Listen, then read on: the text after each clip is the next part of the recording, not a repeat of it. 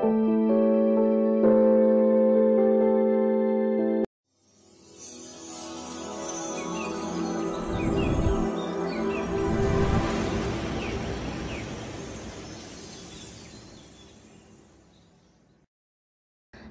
Liệu xin chào bạn. Chào mừng bạn đến với kênh móc len của Dương Liệu Handmade.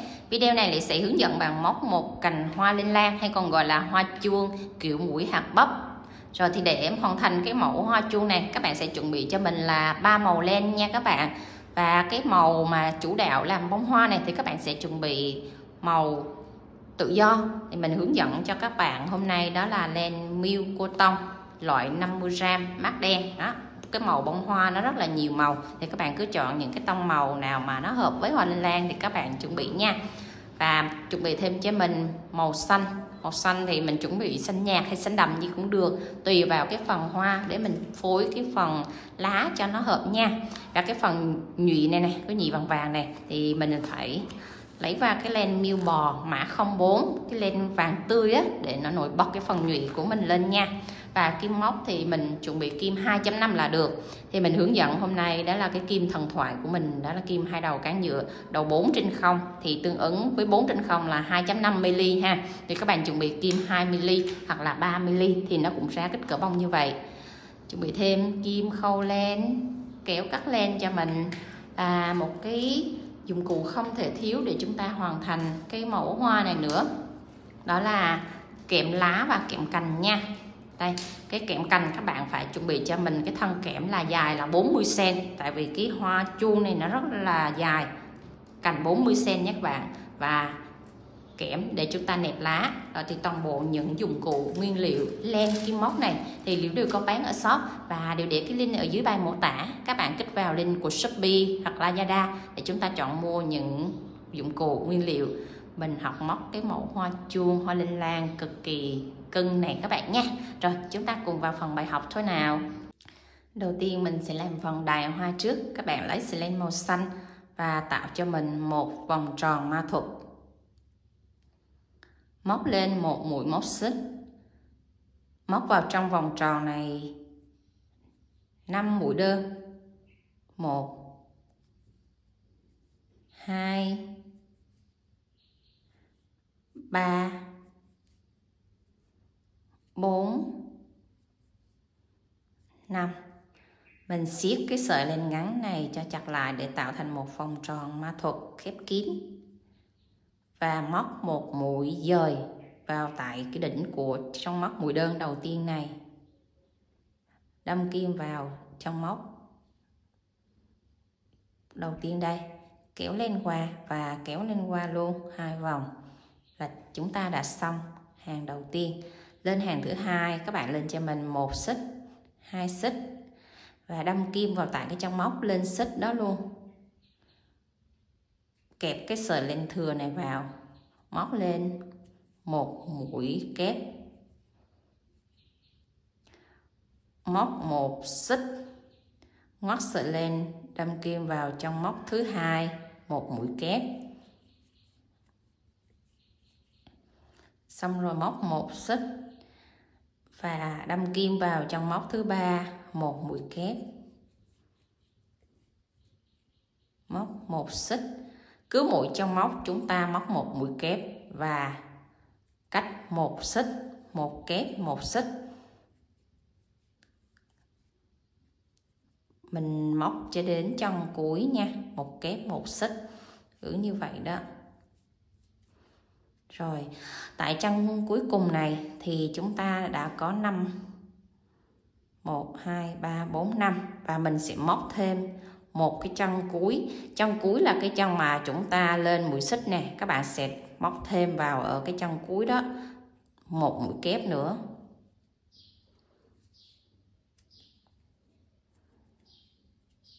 Và móc lên một xích. Nó lộn cái phần phải nó ra bên ngoài và phần thuận nó nằm úp bên trong. Rồi mình sẽ móc một mũi dời vào tại chân móc đầu tiên này của mũi kép này, tức là mũi xích thứ ba này, 1 2 tại chân thứ ba này. Kéo lên qua và móc lên cho mình một mũi móc xích nữa. Đó, chúng ta sẽ có tổng là hàng thứ nhất là 5 mũi kép đơn, nhưng mà hàng thứ 6 hàng thứ 2 chúng ta sẽ có là 6 mũi kép nha. Tại vì cái chân cuối cùng này mình sẽ móc 2 mũi kép vào chung chân này, mũi kép đầu nè và mũi kép cuối nè, cho nên nó tạo thành 6 mũi kép nha. Rồi mình sẽ cắt cái sợi len màu xanh này đi, mình nối cái sợi len làm bông hoa vào nha. Tiếp theo các bạn sẽ lấy cho mình sợi len màu hồng của làm bông hoa đó các bạn, tạo cho mình một nút thắt. Và ở đây mình sẽ có 6 cái lỗ nè, cái lỗ mà chúng ta móc một mũi xích để nó cách với 2 mũi kép á, thì các bạn sẽ đâm kim vào một cái lỗ bất kỳ đó nha. Cho kim vào một cái lỗ bất kỳ đó để chúng ta móc cái sợi màu hồng này vào, bắt đầu để móc lên cái phần bông hoa.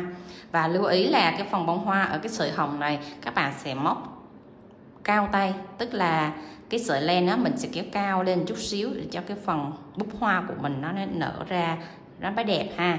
Đầu tiên các bạn lên cho mình là 1 mũi xích, 2 mũi xích đó. Cái mũi xích này các bạn cũng phải kéo cao tay nè. Nếu mà cái mũi xích các bạn kéo nó ngắn tay á, thì các bạn sẽ móc thêm cho mình 1 xích nữa là 3 xích nha. Đó, các bạn ước lượng á, cái sợi móc của các bạn đó để các bạn theo dõi nè. Rồi ngoắt sợi len, đâm kim vào tại cái chân móc đó luôn các bạn. Tại chân móc này móc lên cho mình mũi kép chờ, tức là trên kim này có 3 sợi len, các bạn chỉ vào 2 sợi len thôi đó. Và cái mũi kép này có chiều cao nó phải cao bằng 3 mũi xích nha. Đó, các bạn lưu ý ở cái phần móc hoa này các bạn phải móc mũi kép dài tay, cao tay là như vậy đó ha. Rồi tiếp tục móc tiếp mũi kép thứ 2 cũng kép cao và chờ qua 2 sợi len như thế này. Trên kim có 3 sợi len mình chờ để đó ha. Tiếp mũi kép thứ 3 kéo cao lên chút xíu như thế này. Rồi chúng ta qua 2 sợi len nè. Mũi thứ 4 qua 2 sợi len. Mũi thứ 5 qua 2 sợi len. Đó, cái chiều cao đó các bạn, cái chiều cao nó phải như thế này nha, khoảng tầm là 1,5 cm đó các bạn. Rồi trên kim chúng ta có này 2, 4, 6 sợi len, mình sẽ kéo căng và kéo qua luôn một lần. Đó, kéo qua hết toàn bộ 6 cái mũi đấy, qua luôn một lần và móc lên cho mình một mũi xích. Bắt đầu qua tới cái lỗ thứ 2 này. Đó, cái lỗ nó rõ, cái lỗ nó hiện rõ ra như thế vậy, các bạn cứ vậy các bạn móc nha. Tiếp tục chúng ta cũng làm 5 mũi kép chờ như vậy và cũng kéo cao căng lên như thế này nha các bạn. Một lần chờ nè, 2 lần nè, 3 lần nè, cũng đưa cái kim cao lên như thế này. Rồi chúng ta mới qua 2 sợi len,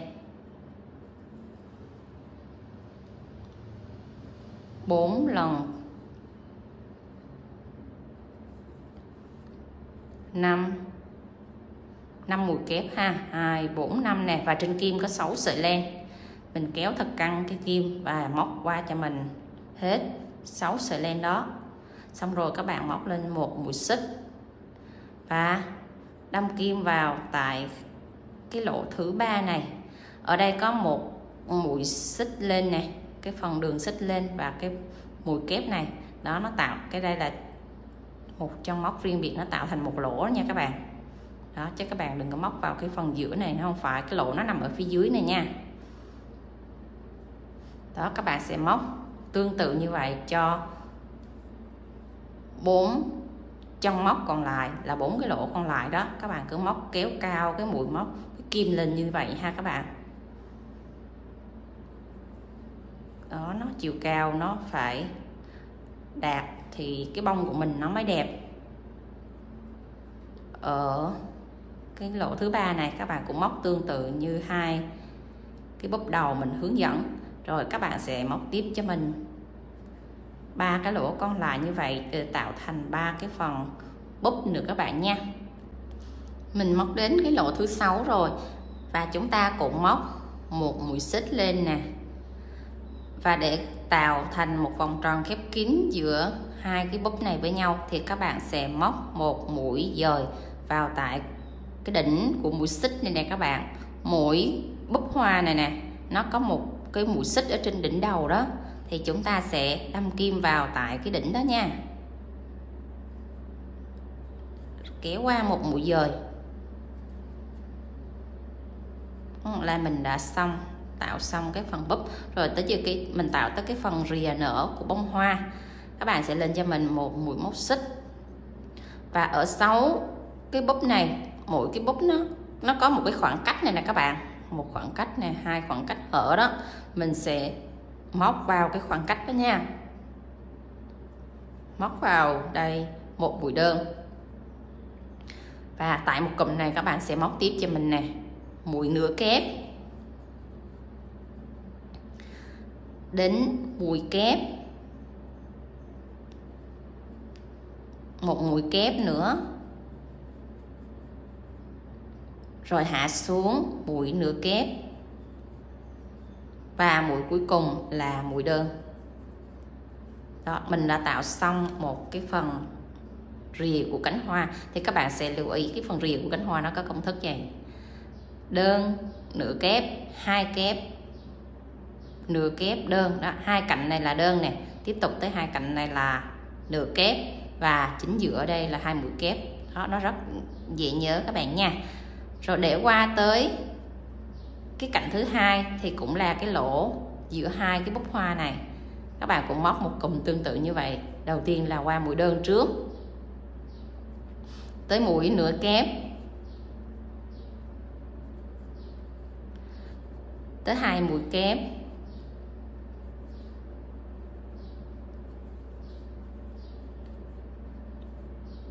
tiếp theo là mũi nửa kép, và hạ xuống cuối cùng là một mũi đơn. Đó, nó sẽ xòe ra như vậy rồi các bạn ha. Rồi mình sẽ lặp lại tiếp tục là 4 cái lỗ như vậy, các bạn sẽ móc tiếp 4 cái cánh hoa ra như vậy nữa nha. Mình đã móc đến cánh cuối cùng, và để kết cánh cuối cùng với cánh đầu tiên lại với nhau thì các bạn sẽ kết cho mình một mũi dời vào chân móc của mũi đơn đầu tiên mình vừa lên mũi xích này các bạn. Hãy kết vào cái mũi đầu của cái cánh hoa này nha. Đó, kéo lên qua, siết chặt lại, và các bạn móc lên cho mình một mũi móc xích nữa. Rồi chúng ta sẽ cắt len nha. Rồi thì tại đây các bạn sẽ siết cái sợi len cho thật chặt. Đó, mình dùng kim khâu len như thế này để mình giấu mối nối, hoặc là các bạn dùng cái kim móc của mình này, các bạn sẽ giấu trực tiếp vào đây luôn. Có rất nhiều cách để mình giấu len ha. Đó, thì các bạn móc xong rồi thì chúng ta sẽ giấu len. Mình sẽ hướng dẫn các bạn giấu bằng cái cây kim móc này nha. Các bạn sẽ luồn vào chính giữa các cái sợi len cộm lên này, và ngoắt cái sợi len thừa này vào qua một cái phần cánh hoa như vậy, và chúng ta sẽ cho nó qua thêm 3-4 chân móc nữa cho nó chắc chắn, nó khỏi bị tuột nha. Qua thêm một cánh hoa như thế này nữa là 2 cánh hoa, là cái sợi len của mình nó không có bị bung ra. Đó là cách giấu len bằng cây kim móc luôn. Đó, rất là tiện và cũng nhanh các bạn ha. Rồi mình sẽ cắt cái sợi thừa đi. Để cái hoa linh lan của mình nó đẹp á, thì một cành các bạn sẽ móc thêm cho mình là 4 cái bông như vậy. Thì ở đây mình đã móc được 1 bông rồi, thì các bạn sẽ chuẩn bị thêm cho mình 3 bông nữa ha. Đó, cành linh lan nó sẽ có 4 bông cùng một kích thước bự như vậy nha. Rồi các bạn chuẩn bị thêm cho mình 3 bông nữa nha. Chúng ta sẽ móc tiếp tới cái phần búp nè. Tạo cho mình một nút thắt. Rồi móc lên 4 mũi móc xích. 1, 2, 3, 4. Tại cái chân móc đầu tiên này, chân thứ nhất đó các bạn, ngoắt sợi len đâm vào chân thứ nhất đó cho mình một mũi kép, một mũi kép kéo dài. Cái chiều dài nó bằng với 4 mũi móc xích này nha các bạn. Và ngoắt sợi len qua cho mình 2 sợi. Còn lại 2 sợi trên kim chúng ta giữ nguyên đó ha. Tiếp tục ngoắt sợi len đâm kim vào tại cái chân móc đó luôn nha. Kéo lên cao lên và móc cho mình qua 2 sợi. Trên kim còn lại 3 sợi len như vậy. Các bạn chừa tiếp cho mình nha. Rồi ngoắt lên, lấy tiếp qua 2 sợi và thêm một mũi kép nữa qua 2 sợi. Rồi trên kim chúng ta có 5 vòng len, mình sẽ móc qua hết một lần luôn và móc lên cho mình một mũi móc xích.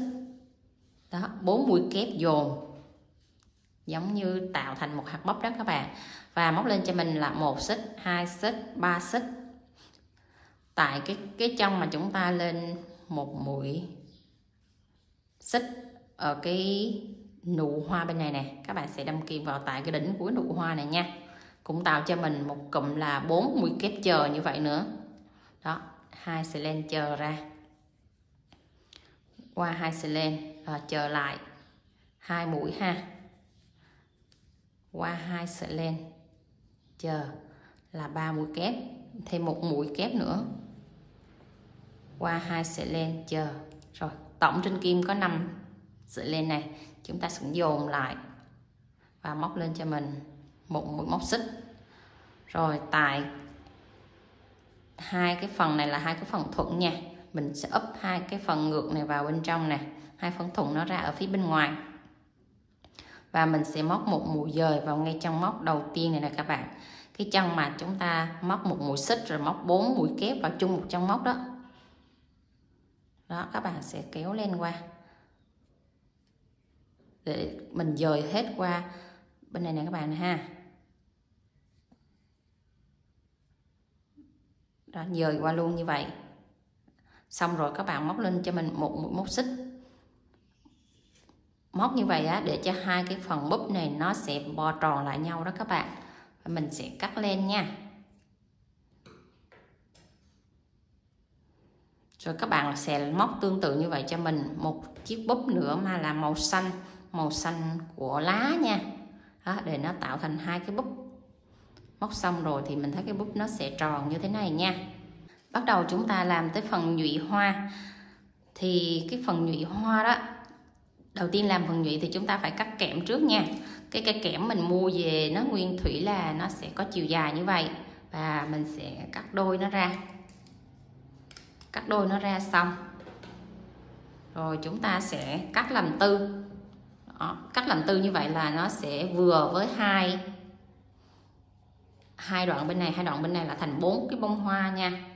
Đó, và lại vừa cái chiều dài của mỗi bông hoa đó, các bạn sẽ cắt làm tư ra như vậy. Rồi mình có một đoạn 4 đoạn kẽm như vậy. 4 đoạn kẽm như vậy là các bạn sẽ làm được 4 cái bông hoa. Đó, một bông hoa là chỉ cần một cái đoạn kẽm nó ngắn như vậy thôi các bạn nha. Rồi bắt đầu chúng ta sẽ lấy len màu vàng để mình làm cái phần nhụy nè. Đưa hai ngón tay lên, các bạn sẽ vòng cho mình 10 vòng trên ngón tay này. Đây đang được một vòng rồi nha. 2 3 4 5 6 7 8 9 10. Sau khi xong 10 vòng rồi mình sẽ cắt len đi nè. Rồi chúng ta lấy cái kẽm mà mình vừa cắt đó, các bạn sẽ luồn qua cái đoạn len mình vừa tạo vòng này. Canh nó ở chính giữa, canh cái đoạn len này ở chính giữa nha. Bẻ gập làm đôi lại, siết chặt lại. Đó, bẻ hai cái kẽm này siết chặt lại cho mình nha. Đó, xoắn nó lại như thế này. Rồi chúng ta sẽ cắt cái đoạn len này nó tưa ra nè, cắt làm đôi ra. Cắt làm đôi ra xong rồi thì mình sẽ vuốt cho nó thẳng. Xong rồi các bạn sẽ cho cái đoạn kẽm này đi vào trong cái vòng tròn mã thuật này nè, đâm thẳng vào trong vòng tròn mã thuật này để cho nó ra cái phần ngoài. Kéo cái sợi nhụy sát vào trong, kéo chặt vào luôn. Đó. Rồi các bạn sẽ cắt cái sợi len thừa này đi cho mình. Đó, các bạn đẩy lên các bạn thấy nè, nó sẽ dư ra như vậy đó ha. Rồi mình sẽ cắt sát vào. Đó, khi mình cho cái nhụy nó vào trong cái bông hoa rồi thì mình mới cắt, nên mới ước lượng được nó sẽ có chiều dài tới đâu mình mới cắt nha các bạn.ถ้các bạn cắt sớm là nó không có đủ cái chiều dài của phần nhụy. Đó, cứ mình đút vào trong rồi mình sẽ cắt bằng nó ra như vậy ha. Đó, mình cũng làm tiếp theo cho 3 cái bông còn lại như vậy luôn nha. Bắt đầu lấy đoạn kẽm thì chúng ta làm chiếc lá. Cái đoạn kẽm thì chiều dài nguyên thủy nó là như vậy, thì các bạn sẽ cắt đôi cái đoạn kẽm này ra là mình vừa để làm chiếc lá nha. Đó, đoạn kẽm này cắt làm đôi là nó vừa chiếc lá, còn cắt làm tư là nó vừa với cái phần bông hoa các bạn nha. Các bạn lưu ý như vậy để mình cắt kẽm nó vừa, mình làm khỏi phải ước lượng. Rồi bắt đầu chúng ta sẽ lấy cái sợi len xanh đó để mình móc chiếc lá nha. Đầu tiên là tạo cho mình một nút thắt nè, siết chặt lại, móc lên cho mình mũi móc xích 1 2 3 4 5 6, móc tổng cho mình là 29 mũi móc xích nha. Xong 29 mũi móc xích rồi, chúng ta sẽ đưa cái đoạn kẽm này để mình móc nẹp vào ở hàng đầu tiên nha. Bỏ chân móc đầu, chúng ta móc vào chân thứ hai một mũi đơn, bẻ cong cái đoạn kẽm này lên chút xíu để khi mình móc nữa nó sẽ không bị trượt nha. Rồi chân thứ ba móc cho mình là một mũi nửa kép. Đó là mình đã qua 3 chân móc rồi nha. Đến chân thứ tư móc cho mình một mũi kép.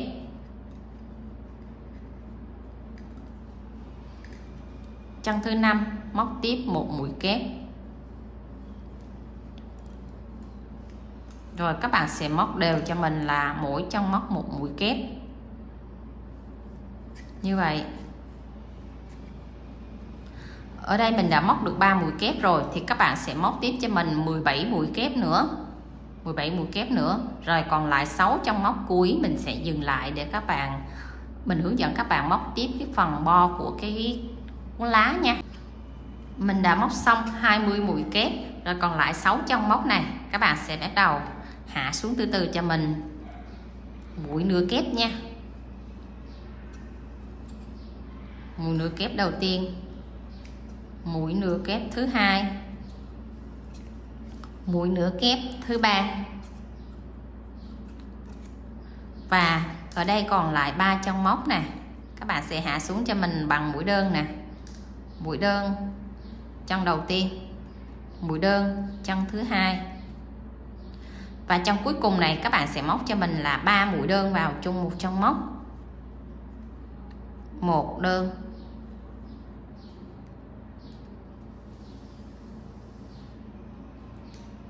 hai đơn, 3 đơn. Bẻ cái đoạn kẽm nó cong theo chiếc lá cho mình nha.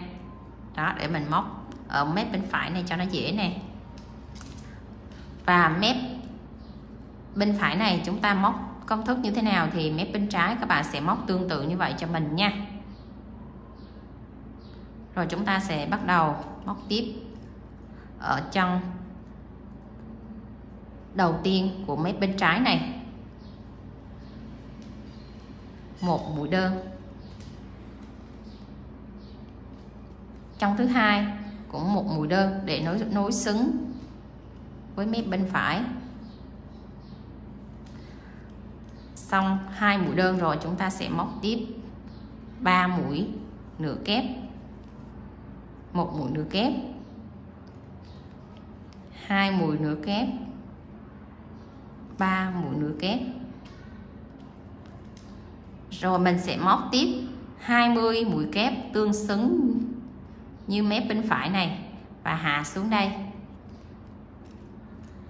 Đó, các bạn móc tiếp như vậy cho mình 20 mũi kép liên tục nhau nha. Mình sẽ gặp các bạn sau khi các bạn móc xong 20 mũi kép nha các bạn. Rồi mình đã móc xong 20 mũi kép, còn lại 2 chân cuối cùng này hạ xuống cho mình là một mũi nửa kép và chân cuối là mũi đơn. Xong rồi các bạn sẽ móc một mũi dời vào chân móc đầu tiên của mũi đơn ở mép bên phải này. vòng sợi len qua hai cái kẽm, móc lên cho mình một mũi móc xích nữa, rồi siết chặt len lại. Mình sẽ cắt lên một đoạn chừa lại như vậy để mình quấn cái kẽm nha. Móc xong các bạn sẽ uốn nắn chiếc lá lại trước cho nó bằng phẳng.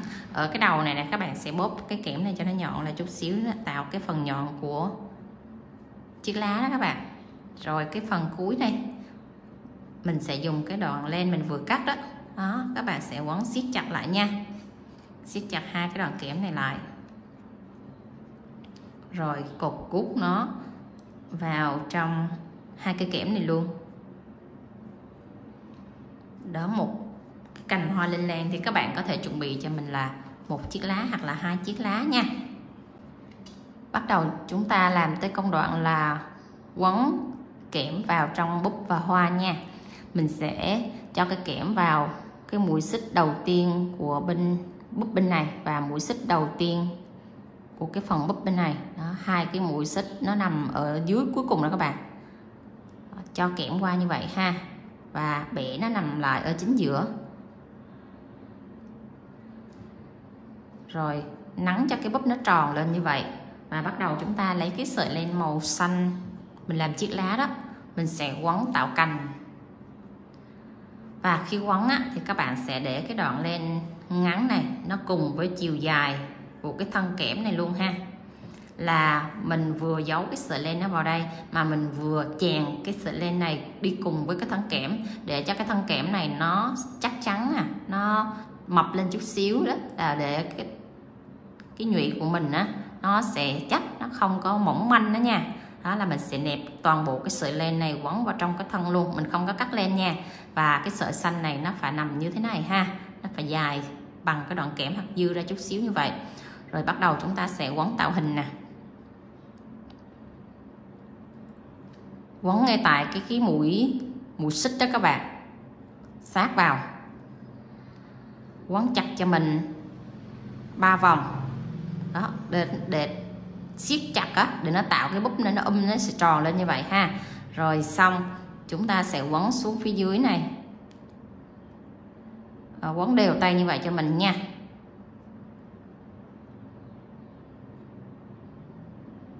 Cái phần búp này nè, cái đoạn này là cái đoạn mà chúng ta móc mũi xích chừa đó, nên là các bạn sẽ quấn cái đoạn này cho nó chắc, nó không có bị lộ cái len màu hồng ra nha.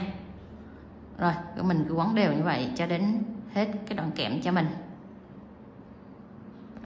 Quấn đến đoạn cuối này các bạn sẽ cắt cho mình một đoạn len như thế này, chứ đừng cắt ngắn nha. Và dùng hai cái sợi len màu xanh đó, cái sợi len lúc nãy mình chừa đó, với cái sợi len này đó, mình sẽ cột cuốc nó lại với nhau để nó khỏi bị tuột. Và mình giữ cái sợi len này để lát nữa mình quấn vào trong thân cây luôn, không cần cắt các bạn nha.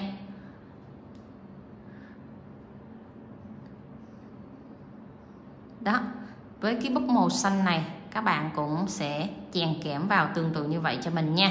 Nhưng mà từ từ hãy quấn lên, lát nữa mình sẽ hướng dẫn cái búp màu xanh này các bạn sẽ quấn như thế nào nha. Tương tự ở phần quấn nhụy thì các bạn cũng quấn cái phần bông nó như vậy luôn ha.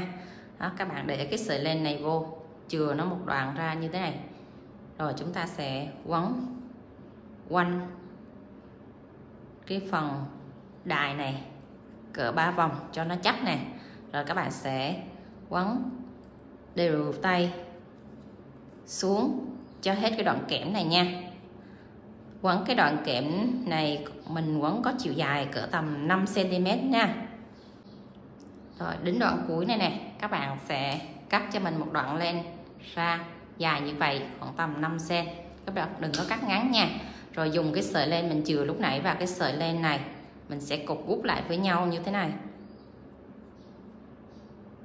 Xong rồi các bạn thì giữ nguyên này, các bạn đừng có cắt nữa nha. Để cái đoạn này lát nữa mình sẽ quấn vào trong cái phần thân kẽm luôn. Thì các bạn sẽ quấn tương tự như vậy cho mình 4 cái bông còn lại nữa nha. Rồi chúng ta sẽ bắt đầu tạo lên cái phần cành hoa nè.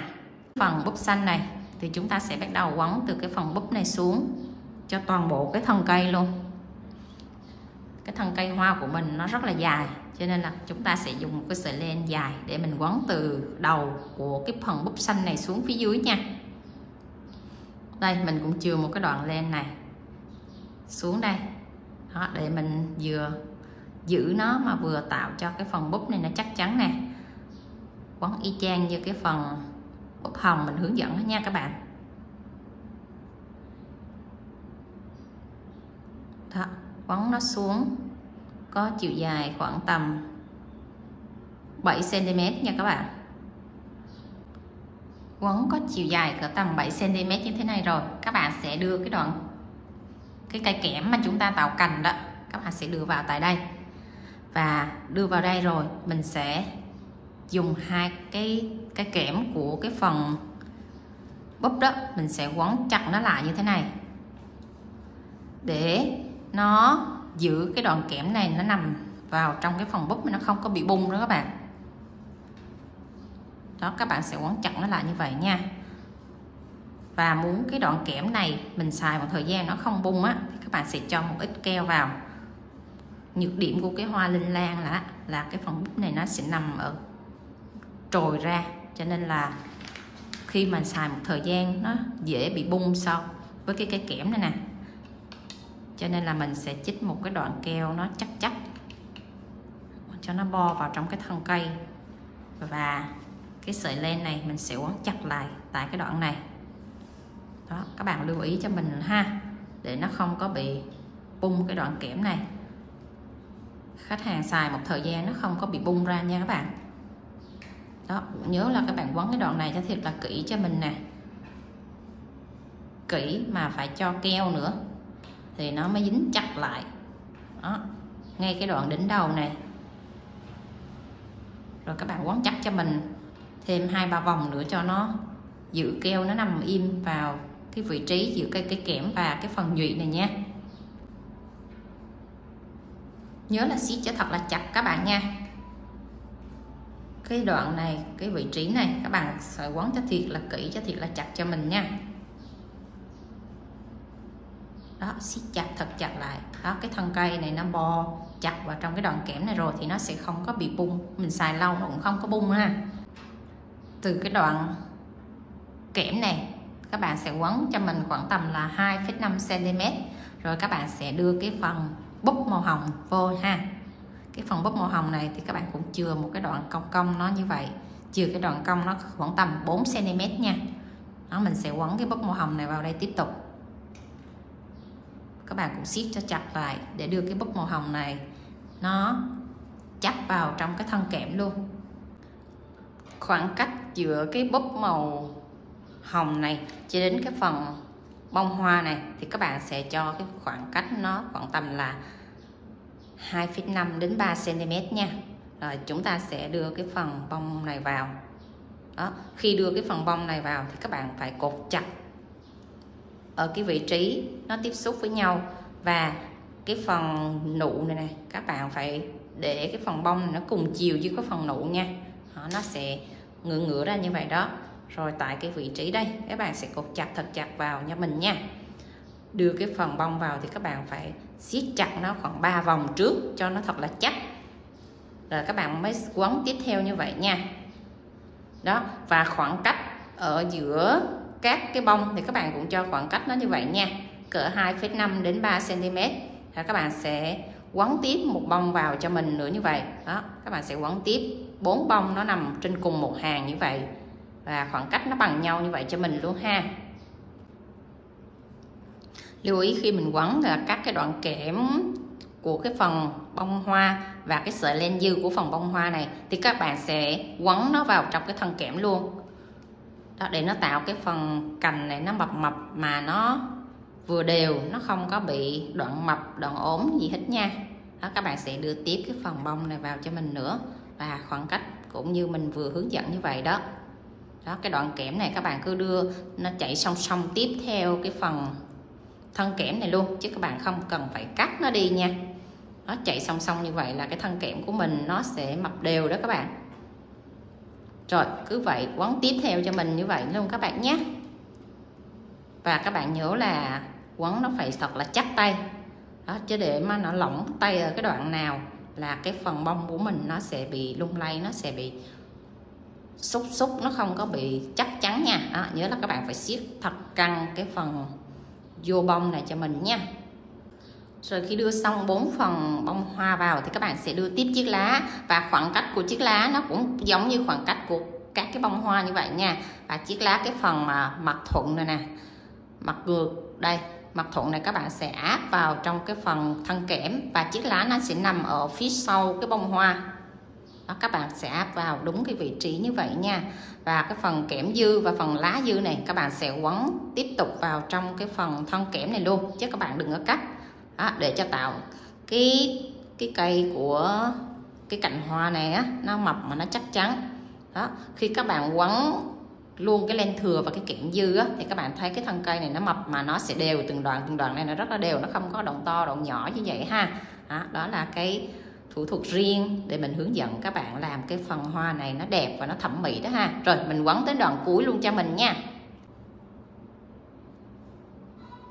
Đến đoạn cuối này thì các bạn quấn nhanh tay ha, tại vì cái kẽm cái đoạn cuối này thì nó trơn rồi. Rồi xong cuối cùng các bạn sẽ cho một ít keo để chúng ta chốt lên ở phần cuối này nó không có bị bung ha.